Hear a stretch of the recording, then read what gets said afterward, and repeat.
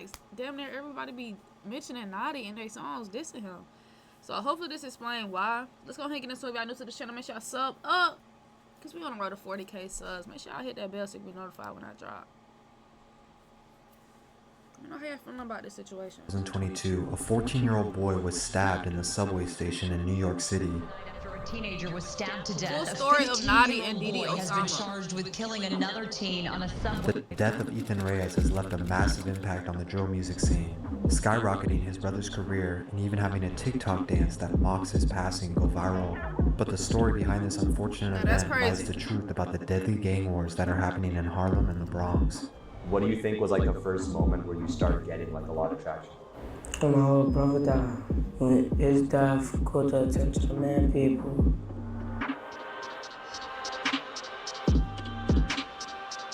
Damn, that shit crazy. First time I heard Notti, bro, he was like, I'ma be a rapper now. I was like, what? What you talking about? David Reyes, who we now know as Notti Osama, was born and raised in Harlem, New York, alongside his 5 siblings, 1 sister and 4 brothers, but 2 of them specifically played a huge role in who he is today. Among those brothers was Ethan, who was later known as Notti Osama, and then there's J-Star Balla, who was their older brother. When it comes to Notti Osama's upbringing, you have to understand the impact that Notti had on him. Although a year apart, the two were basically like twins, and they did everything together. They moved around a lot to various homes in Harlem while growing up. Although they never stayed in one place for too long, to them Sugar Hill was always home, and this is where they would make a name for themselves. Their mom was working in real estate while trying to provide for all of her children, and their father was absent, but they did have a stepdad who tried to fill that role. Despite this, they always had each other, and there was always one thing they shared a common interest in, that was rapping. But far before any of them would step into a booth, they were already experiencing the trauma of growing up in a rough environment. Outside, punch and push. Me and the bro was bugging. Niggas was bugging when he was younger.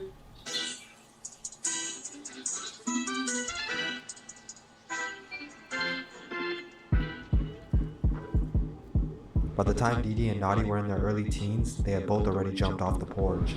We're talking about 12 and 13 years old on the streets of Sugar Hill, smoking weed and raining havoc, all while repping a set known as OY. OY is a gang said to have been created by a man named Country Kane, as some knew him. It's rumored he was a prolific drug dealer at one point. He had ties to just about every rapper from Harlem and was the creator of the slogan, "Sugar Hill get the money," that you still hear to this day. Needless to say, Country Kane would not live to see what's become of Sugar Hill, the drill scene it's now involved in. On a Sunday morning in 2018 around 2 a.m., he was eating at a chicken spot when a hooded man barged in and shot him in the head. According to the authorities, this murder is still unsolved to this day, or it's possible the streets have already taken care of it. But this is just one death, and there are countless more that are the reason for the many beefs that are active in Harlem and the Bronx today, creating a never-ending cycle of retaliation and hatred. This is the environment Didi and Notti grew up in, so like many others, they were desensitized at a young age to the consequences of this lifestyle until they experienced it themselves, and music quickly became their therapy. Didi, Notti, and J-Star would all start rapping in a homemade studio at their grandma's house. Not gonna lie, when I first tried music, I was 12. Yeah, I was there 12. Eventually, J-Star got his own place, so they would upgrade their equipment and start recording there. J-Star was the first one to start rapping and releasing music in 2020, but he wasn't breaking through on anything major. This was inspiring for Didi and Notti though, as they were watching their older brother and learning the game. It's also important to mention around this time, 2 other names started popping up. Those 2 people were E.Baby and Sugar Hill D. E.Baby was already making a name for himself online. Being young and already pulling in a substantial amount of views, E.Baby was paving the way for the younger generation, and he already had some clout. Seeing his success only made them want to hop in the booth as well, and he showed them love by featuring them in some of his music videos before they were known. This would later down the road make a huge impact, but we'll get to that later. Shortly after, Notti started recording songs, and following suit, Didi joined them. Together, they agreed to take this music shit serious, and if they were going to do it, they were going to go all the way. They were ready to knock down anything in their path, but it wouldn't be easy. It was nah, I want to rap with y'all, all gonna go up. All just gonna I ain't gonna lie to him. When Notti and Didi hopped in the studio, they made it clear from the start. I ain't gonna lie, I don't know y'all put me on to this. they music and shit, because I wasn't really tuned in. But it's like, I low-key, I know it's kind of bad, but I be getting these niggas mixed up. Like, the Sugar Hill dude and Notti, like, I don't even know which one who. You feel me? But I'm guessing this is, what's the name of his brother, bro? But I didn't know which one was who until they just showed it. I ain't gonna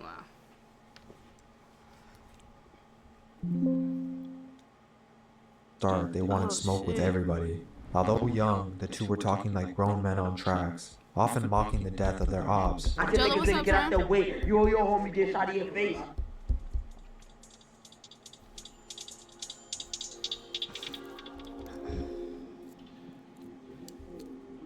On a song titled What You Wanna Do, Notti took shots at K-Flock and his set sets DOA with these lyrics.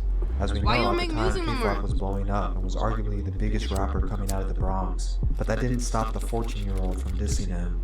Later on their song Dead Ops, they said, he can get shot if he hopped like a bunny. A diss to the YGs. And if you don't know who the YGs are, you might be aware of the most popular rapper, D-Thing. Needless to say, Didi, Notti, and D-Dot were all on the come up together, even referring to themselves as the three young demons of Sugar Hill. Yo, we still the three demons. I don't give a fuck. Still the three demons. Notti with us. Still with us. Three demons still. Their views were already hitting in the 100K range, and the shock factor of how young and wild they were was what caught people's attention. Video 100K, 3 days. New York shit made him spawn. Mills. Nexus Mills. But if beefing with two of the Bronx's most notable rappers, K-Flock and D-Thing, wasn't enough, they also had issues with the group known as 41.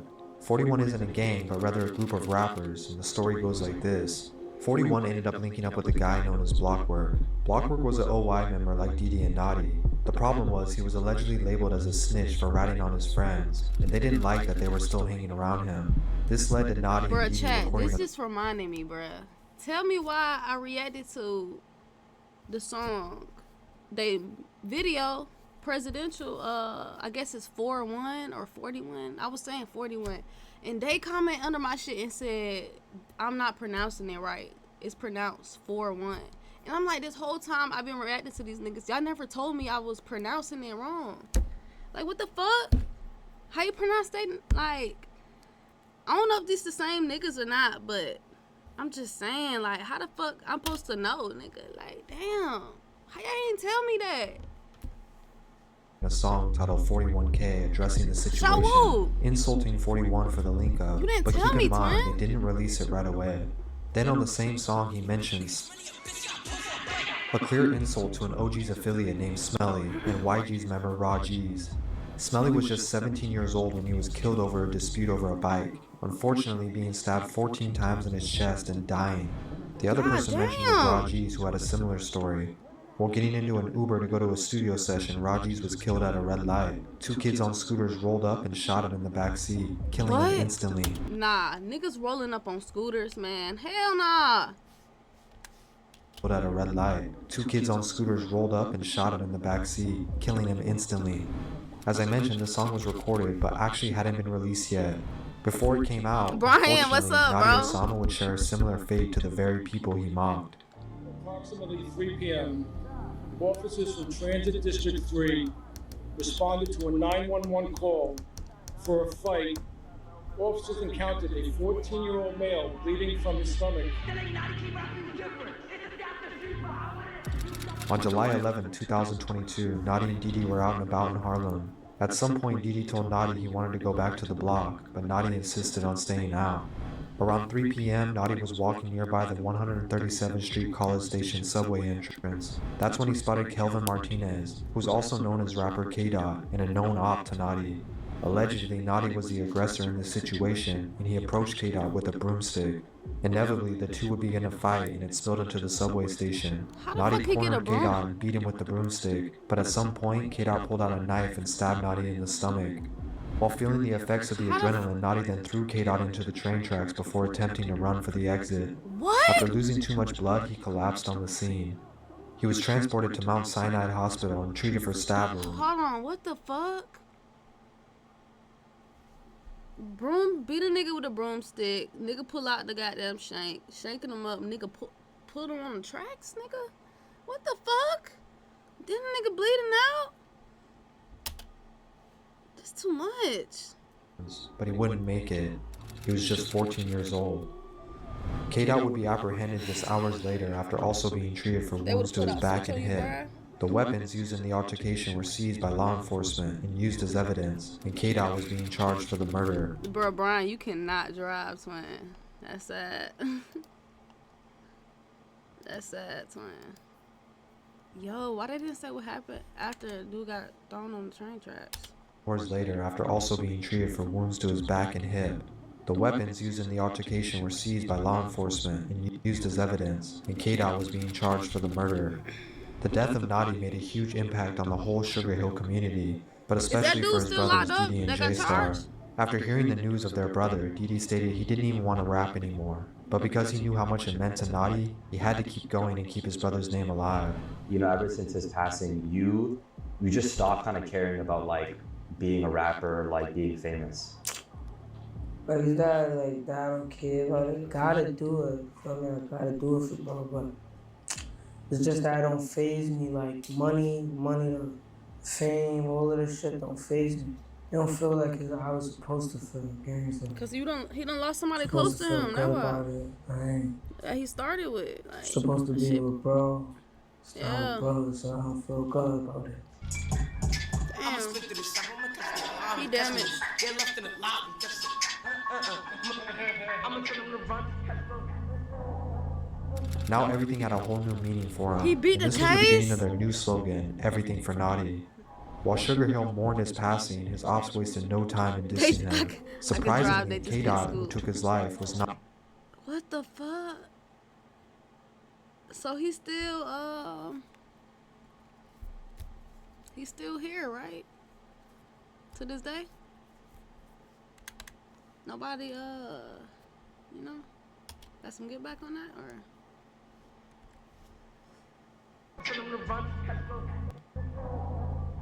Now everything had a whole new meaning for him, and this was the beginning of their new slogan, Everything for Notti. I knew Brian While could Sugar Hill drive, bro. mourned his passing, his ops wasted no time in dissing him. Surprisingly, K-Dot, who took his life, was not one of those people, even trying to pay his respects in this video by stating he doesn't want to be known for Notti's death. I'll make one thing known. I don't got it this baby bro to get fame.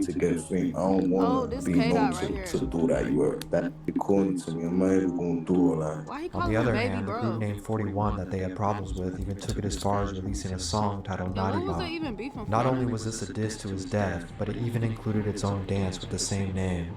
The Notti Bop went viral, gaining millions of plays, even becoming a dance trend on TikTok, before I think many people actually knew the meaning behind it. Average Joes were online doing a dance that imitated Notti being stabbed in the stomach, with zero awareness of the disrespect. You got teachers and Of dads course, doing WB that and shit? Seth's Ideal Way joined in on the trend too.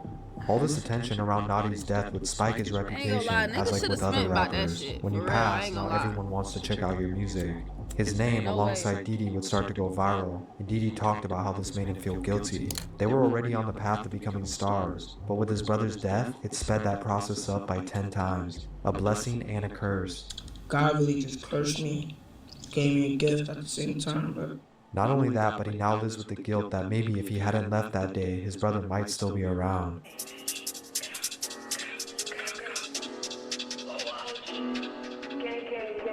Nigga almost ran over kids on the scooter, man. With the spotlight now on him, Didi released 2 songs in tribute to his brother, and both of them gained millions of views, just like they had set out to do, but at what cost?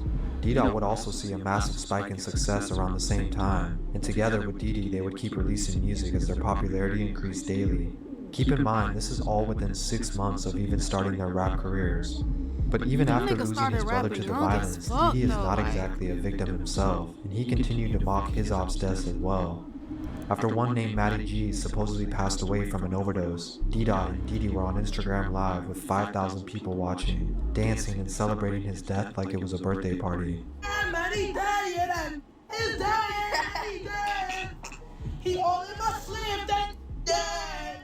All of this just to later find out that Matty G's had actually trolled them, and was in fact alive and well. What? At this point, everybody was moving crazy, despite the Nigga faking a death, nigga been did the P Young and shit. Bruh, we been had the P. Youngin challenge before the fucking P. Youngin money and challenge. fame that was being earned. In reality, none of them were safe in Nigga their faked the death and came back on Matty live G's had right after actually killed them. them and was in fact alive and well. At this later find out that Nigga Matty popped G's on had live like, actually killed nigga, them I'm and was here. in fact I'm still alive. What the fuck? That's the dude, right? alive and well. At this point, everybody was moving crazy. And despite the money and fame that was being earned, in reality, none of them were safe in their own city. But things only kept getting worse. If losing his brother wasn't enough, just months later, tragedy would strike again when his good friend Baby also passed away. Remember, was the first young kid to put on for the drill movement. Bro, they and he still was the gotta first get one back. to give It these don't guys matter. part of his own spotlight before they had any clout. In addition, he stood by Didi and supported him after Notti's death, so this especially hurt him. The details behind Baby's passing are still unclear. It's said he took his own life because of the weight he was holding on to, but many people don't believe that. I still don't believe, because I was with bro a couple days before that. Wait, I'm missing Brother wasn't something. enough. Just months later, tragedy would strike again when his good friend Baby also passed away. Remember, was the first young kid to put on for the drill movement, and he was the first one to give these guys part of his own spotlight before they had any clout. In addition, he stood by Didi and supported him after Notti's death, so this especially hurt him. What the fuck? The details behind Baby's passing are still unclear. It's said he took his own life because of the weight he was holding on to, Too many but many people don't believe that. I still don't believe, because I was with bro a couple days before that. My man's is lit. Why would he want the op smoking on him, bro? My son is really a lit. He the first little in drill period from Harlem to the Bronx to be lit. He the first to get a deal, get 40,000. My son did not do that, bro. Adding more confusion, Edot's niece later came out saying his girlfriend may have stolen his chain, money, and gun, just adding more suspicion to what actually might have happened. Regardless, Notti Osama was mourning the death of two people close to him, while still trying to balance out all the fame.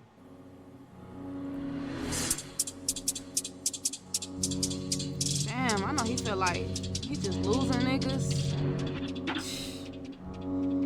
Dropping track after track, Didi inevitably gained the attention Why of a the few fuck he record labels who were now off calling himself? and offering bags of money for his signature. This is all without dropping a full-length project. Since then, he's moved his mom into a new home where his family can hopefully escape the violence. In this interview from a few months ago, Didi spoke about wanting to work with Lil Durk and Lil Osama. And the GOATs, I personally think is GOATs in this rapping shit. They're something. Even trolling his fans in another video saying he already had a song with Durk coming soon. But just know, Didi and Durkio coming real soon.